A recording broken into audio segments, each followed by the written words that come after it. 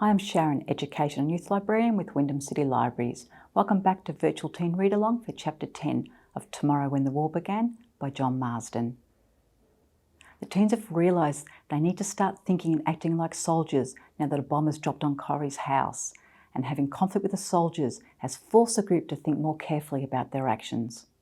War now seems very real to the group. Let's read Chapter 10. With the coming of night, Corrie seemed to regather some reason, to be able to understand and to whisper back to us. Her voice was lifeless though, and we got her up and walking. She moved like an old lady. We had her wrapped in blankets from the shearers' beds, and we knew that we would never get her on a bike. So at dusk, Homer and Kevin took the Toyota and drove to Kevin's, bringing back the Ford and the Toyota. Homer still thought it important to leave the Toyota at Corrie's, to make it look as though we hadn't used it. He was hoping that they'd think we were blown up in the house. After all, they might not have even been sure that anyone was home, he argued. They may have just seen a movement in the house, or Flip might have made them suspicious. Homer had an ability to put himself into the minds of the soldiers, to think their thoughts and to see through their eyes. Imagination, I suppose it's called. I went looking for Flip, but there was no trace of her. If she'd survived the explosion, she was probably still running. Be at Stratton by now, I thought. Still, I'd promised Kevin I'd look while he was getting the Ford. The two boys come back at about 10. We'd been nervous while they were away. We'd come to depend on each other so much already, but at last the cars come slowly lurching up the driveway, dodging around pieces of wreckage. It was easy to tell that Homer was driving the Toyota. He wasn't much of a driver. We had another argument then, though, when Homer said that we had to go through with the original plans, including separating into two groups. Corrie had been bad enough when the boys had gone to get the cars, but now, at the thought of Homer and me going to Wirrawee, into what she feared was dangerous territory, she sobbed and clung to me and pleaded with Homer, but he wouldn't back down. "We can't just crawl under the bed and stay there till this is over," he said to her. "We've made a lot of mistakes today. We've paid a hell of a price, but we'll learn. We've got to get Lee and Robin back. You want them back, don't you?" That was the only argument that seemed to work a little. While she was thinking about it, Kevin got her into the Ford. Then he and Fee hopped in either side of her. We said quick goodbyes and mounted our bikes for the ride to Wirrawee. I can't pretend I was keen to go, but I knew we were right ones to do it, and I wanted to spend more time with this new Homer, this interesting and clever boy who I'd known but not known for so many years. Since our trip to Hell, I'd been getting quite interested in Lee, but a few years away from him and in Homer's company instead were making a difference. I remember going to the meatworks once with Dad for some reason, and while he talked business with the manager, I watched the animals being driven up the ramp to the killing floor. What I'd never forgotten was the sight of two steers halfway up the ramp, just a couple of minutes away from death, but one still trying to mount the other. I know it's a crude comparison, but that's a bit the way we were. In the midst of death, we are in life. We were in the middle of a desperate struggle to stay alive, but here I was, still thinking about boys and love. After we'd been riding silently for a few minutes, Homer came up beside me to ride two abreast. "Hold my hand, Allie," he said. "Can you ride one-handed?" "Sure." We went like that for a K or two, nearly colliding half a dozen times, then had to let go so we could make more speed. But we talked a bit, not about bombs and death and destruction, but about stupid little things. Then we played categories to pass the time. Name 4 countries starting with B by the time we get to the turn-off. Oh, help. Brazil, Belgium, Britain, I suppose. Bali. Oh, Bolivia. Okay, your turn. 5 green vegetables before we pass that telegraph pole. Cabbage, broccoli, spinach. Slow down. Oh, peas and beans, of course. Now 5 breeds of dog by the signpost. Easy. Corgis, Labradors, German Shepherds, Border Collies, Heelers. Right, here's a Greek one. Name 3 types of olives. Olives? I wouldn't know one type. Well, there are 3. You can get green ones, you can get black ones, or you can get stuffed. He laughed so much he nearly ran off the road. At the 5K sign, we started getting serious again, keeping to the edge, staying quiet. Homer riding 200 metres behind me. I like taking charge, that's no secret, and I think Homer had had enough for a while. Approaching each curve, I'd get off and walk to it, then wave Homer up if the road was clear. We passed the welcome sign, then the old church, and we were into what Homer called the suburbs of Wirrawee. As a population of Wirrawee would barely fill a block of flats in the city, the idea of suburbs was Homer's joke. The closer we got to Robin's, the more tense I became. I was so worried about her and Lee, had been missing them so much, was so scared at the prospect of any more confrontations with soldiers. So much had happened during the day that there'd hardly been time to think of Robin and Lee, except to say to myself the trite and obvious things. I wonder where they are. I hope they're there tonight. I hope they're okay. They were true thoughts, though, for all that they were trite and obvious. The last cat of robins we moved very, very carefully, walking the bikes and ready to jump at anything. The movement of a branch in the breeze, the clatter of a falling strip of bark from a gum, the cry of a night bird. We got to the front gate and looked up the drive. The house was silent and dark. I can't remember, Homer whispered. Did we say we'd meet at the house or on the hill at the back? On the hill, I think. I think so too. Let's check there first. We left the bikes hidden behind a berry bush near the front gate and detoured round the house, through the long grass. I was still in front, moving as quietly as I could, except for a couple of surprises, like bumping into a wheelbarrow and falling painfully over a tall sprinkler. After the ride on mower at Mrs. Alexander's that had got Corrie and I began to wonder if anyone ever put anything away. But I couldn't see any hope of converting the wheelbarrow or the sprinkler into weapons. Maybe we could turn the sprinkler on and wet the enemy. I giggled at the idea and got a startled look from Homer. Enjoying this, are you? He whispered. I shook my head, but truth to tell, I was feeling more confident and relaxed. I always prefer action. I'm happy when I'm doing things. I've always found TV boring, for instance. I prefer stock work or cooking or even fencing. At the top of the hill, nothing had changed. The view over Werribee was the same. The lights were still on the showground and in a few other places. One of those places, as Homer pointed out, was the hospital. It looked like they had it functioning, but there was no sign of Robin or Lee. We waited about 20 minutes. Then, as we were both yawning and getting cold, we decided to try Plan B, the house. We stood and started down the hill. We were 50 metres from the house when Homer grabbed my arm. There's someone in there, he said. How do you know? I saw movement in one of the windows. We kept watching for quite a time, but saw nothing. Could have been a cat, I suggested. Could have been a platypus, but I don't think so. I began to inch forward, not for any particular reason, just because I felt we couldn't stand there forever. Homer followed. I didn't stop till I was almost at the back door, so close I could have reached out and touched it. I still wasn't sure why we were doing this. My biggest fear was that we were about to be ambushed, but there was a chance Robin and Lee were in the house, and we could hardly walk away while there was that possibility. I wanted to open the door, but couldn't figure out how to do it without making a sound. I tried to recall some scenes in movies where the heroes had been in this situation, but couldn't think of any. In the movies, they always seemed to kick the door down and burst through with guns drawn. There were at least 2 reasons we couldn't do that. 1, it was noisy. 2, we didn't have guns. I sidled closer to the door and stood in an awkward position, pressed backwards against the wall and trying to open the door with my left hand. I couldn't get enough leverage, however, so instead turned and crouched, reaching up with my right hand to grip the knob. It turned silently and smoothly, but my nerve failed for me for a moment and I paused, holding the knob in that cocked position. Then I pulled it towards me, a little too hard, because I had half expected it to be locked. It came about 30 centimetres, with the screech of a tortured soul. Homer was behind me, so I could no longer see him, but I heard and could feel his breath hang in the air and his body rise a little. How I wished for an oil can. I waited then, decided there was no point in waiting, so I pulled the door open another metre. It rasped every centimetre of the way. I was feeling sick, but I stood and took 3 slow, careful steps into the darkness. I waited there, hoping my eyes would adjust and I'd be able to make some sense of the dull shapes I could see in front of me. There was a movement of air behind me as Homer came in too. At least I hoped it was Homer. At the thought that it might be anyone else, I felt such a violent moment of panic that I had to give myself a serious talk about self-control. But my nerves sent me forward another couple of steps till my knee bumped into some kind of soft chair. At that moment I heard a scrape from the next room, as though someone had to push back a wooden chair on a wooden floor. I tried desperately to think what was in the next room and what it looked like, but my mind was too tired for that kind of work. So instead I tried to tell myself that it hadn't been the scrape of a chair. No one was there, that I was imagining things. But then came the dreadful confirmation, the sound of a creaking board and the soft tread of a foot. I instinctively went for the floor, quietly slipping down to the right, then wriggling around the soft chair that had just been touching. Behind me I felt Homer doing the same. I lay on the carpet. It smelled like straw, clean, dry straw. I could hear Homer shuffling around, sounding like an old dog trying to get comfortable. I was shocked at how much noise he was making. Didn't he realise?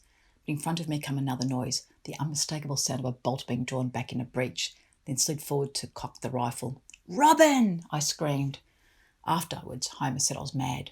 Even when I explained, he said it wasn't possible I could have worked all that out in a split second. But I could, and I did. I knew that the soldiers who chased us had modern automatic weapons, and the weapon I'd heard being cocked was just a typical single-shot rifle. Also, I remembered that Mr. Mathers had gone hunting with Dad quite often, and he did have his own rifle, a 243, so I knew it had to be Robin or Lee, and I thought I'd better say something before the bullets started flying. Later, I realised it could have been someone else entirely, a looter, deserter, or squatter, or someone on the run from the soldiers. Luckily it wasn't, but I don't know what I would have done if I'd thought of that at the time. "Allie," Robin said, and fainted. She'd always been prone to a bit of fainting. I remember when the school medical service came around and in homeroom, Mr. Casser had announced the girls would be having rubella injections. As soon as he'd mentioned the word injections, Robin had been on the floor. And in geography, while we were watching a film once on face carving in the Solomon Islands, we lost her again that time. Homer had a torch and we got some water from the bathroom and splashed it in her face till she came around. We seem to be giving a few face washes these days. I was interested to see that the town water supply was still working. There was no electricity at Robin's, even though we'd seen the power on in other parts of Wirrawee. I was still pretty calm through all of this, but one of our worst moments was about to come. When Robin sat up, the first thing I asked her was, "Where's Lee?" "He's been shot," she said, and I felt as though I'd been shot and everything in the world had died. Homer gave a terrible deep groan. In the torchlight I saw his face distort. He suddenly looked old and awful. He grabbed Robin. First I thought it was to get more information from her, but I think it was just that he needed to hold on to someone. He was desperate.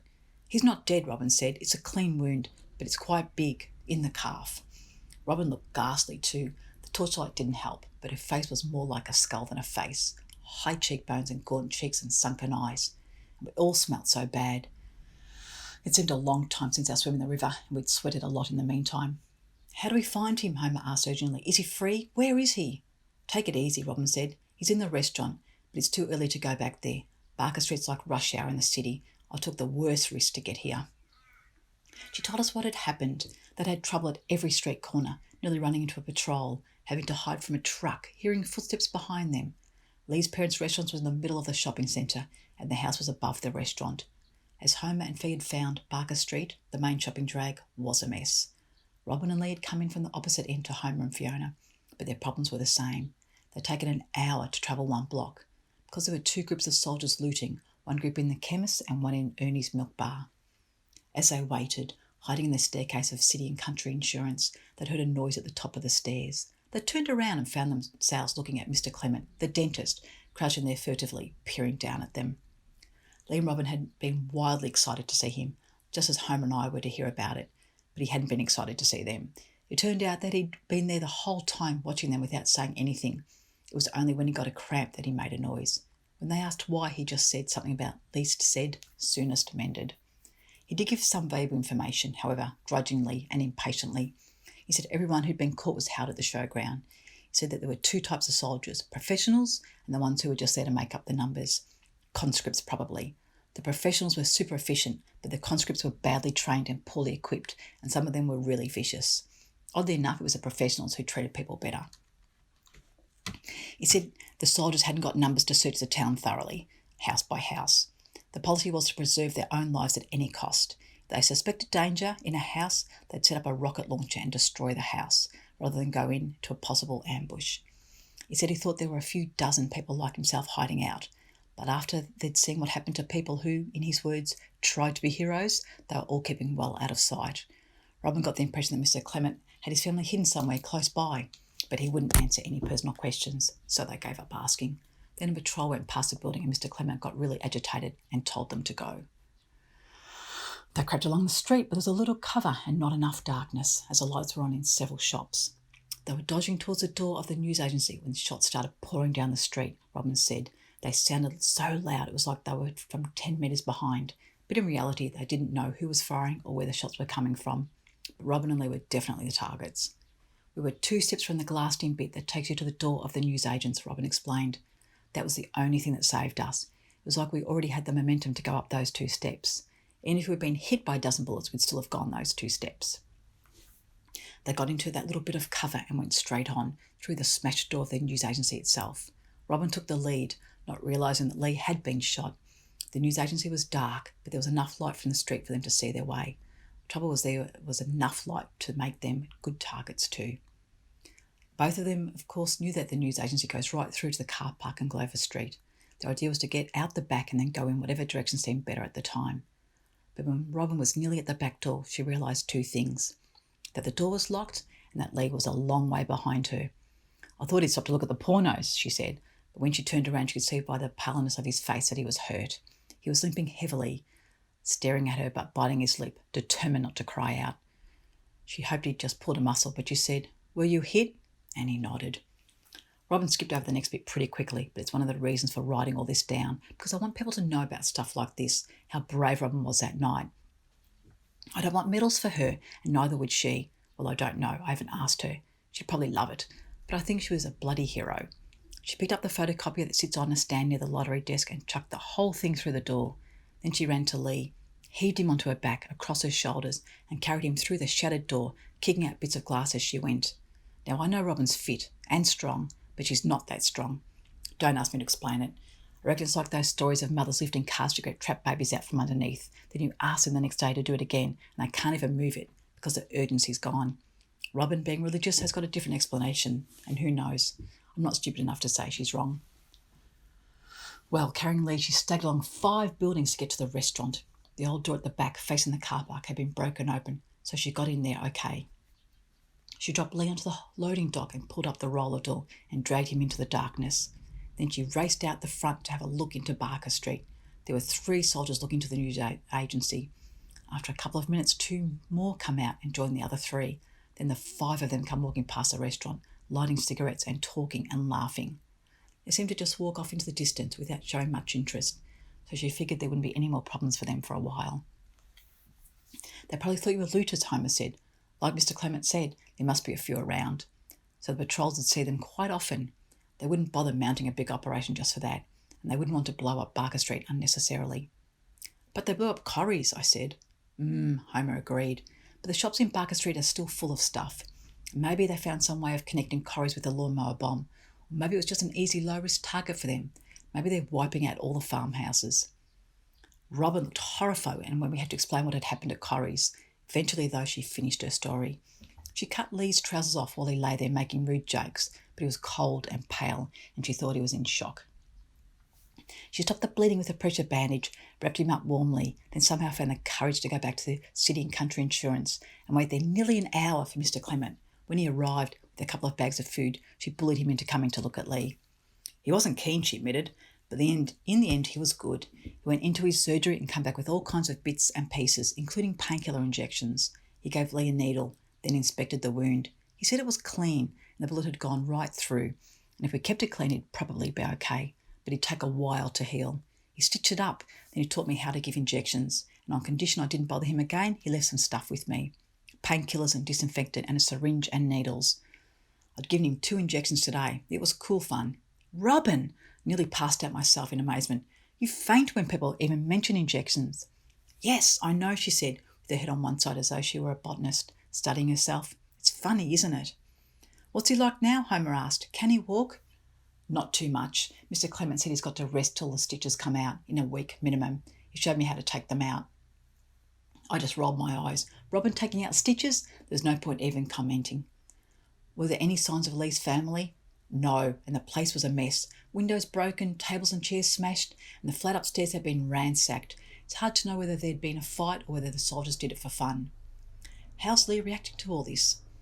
He couldn't get upstairs because of his leg, so I had to describe it to him. Then he'd think of something else that he wanted to know about, and I'd have to run up the stairs to look for it. Went up and down those stairs a lot of times. He was pretty upset, though, about everything. His family, the flat, the restaurant, his leg. But he was a bit better tonight, getting some colour in his face. That was about 3 hours ago. I've been sitting here a long time waiting for you guys. I was getting slightly worried. "You were meant to wait on the hill behind the house," I said. "No, I wasn't. It was here. That's what we said." "No, it was the hill. Listen, we agreed we'd—" It was crazy. We were having an argument. Homer said in a tired voice, "Belt up. We'll just have to make better arrangements next time." "Anyway, Allie, when we were talking about it before, you couldn't remember whether it was the house or the hill." There was a pause. Then Homer continued, "We're going to have to get him out. They'll find him pretty quickly there. The more settled these people get, the more they'll organise themselves, and the more they'll start getting tighter control of everything. They might be tolerating guys like Mr. Clement for now, but he won't last long. These people showed at Corrie's how serious they are." We sat there in silent agreement, Three minds working on one topic, how to get Lee away from Barker Street despite his wounded leg. One of the biggest problems is that Barker Street seems to crawl with soldiers compared to the rest of town anyway, Homer added. We need a vehicle, Robin said helpfully. Well, whoopee-doo, I said unhelpfully. What about a silent vehicle, said Homer. It'd be hard to drive a car in there without us all getting shot up. Let's brainstorm, Robin said. Great, I said. I'll get the Texas and Butcher's paper. Allie, Robin said. Strike two, Homer said to me. 3 strikes and you're out. I don't know what was wrong with me. Just tired, I guess. And I tend to get a bit sarcastic when I'm tired. Sorry, I said. I'll get serious. What was the last nomination? Silent vehicles? Okay, golf carts, shopping trolleys, wheelbarrows. I was quite impressed with myself, and the others were definitely impressed. Allie, Robin said again, but in quite a different tone to the last time. Prams, pushers, said Homer. The ideas started flying. Furniture on wheels, pedicabs, horse-drawn vehicles, toboggans, skis, sleighs, forklift trucks. Those things, what are they called on wheels that people serve afternoon tea from in the old days? Yeah, I know what you mean. Billy carts, beds on wheels, hospital beds, stretchers, wheelchairs. Like with the cap of the petrol tank on the ride on Mo, we'd been ignoring the obvious all this time. Homer and I looked at Robin. Could he ride in a wheelchair? She considered. I guess so. I think it'd hurt him if we could elevate his leg and make certain we didn't bump it. And she added with eyes gleaming, I could give him another shot. Robin, you're dangerous. What else was possible from the things we said? A wheelbarrow is possible, but again, it'd have to hurt him. From our point of view, it's easier than a lot of things. A stretcher would be good for Lee, but we're all pretty tired. I don't know how far we could carry him. A forklift would be the most fun, and I think they're easy to drive, and the bullets would just bounce off it. Something in Homer's last sentence flicked a switch in my brain. Maybe we're getting about this the wrong way. Yes? Well, we're thinking about little quiet, sneaky things. We'd go to the other extreme, rock up in something so indestructible that we didn't give a damn who saw or heard us. Robin sat up. Such as? I don't know, a bulldozer? Oh, Robin said, one of those trucks with a shovel in front. We could use the shovel as a shield. Suddenly the three of us got very excited. All right, said Homer. Let's look at this carefully. Problem 1, driver. Allie? Yes, I think so. We've got the old Dodge at home for taking hay around the paddocks and stuff.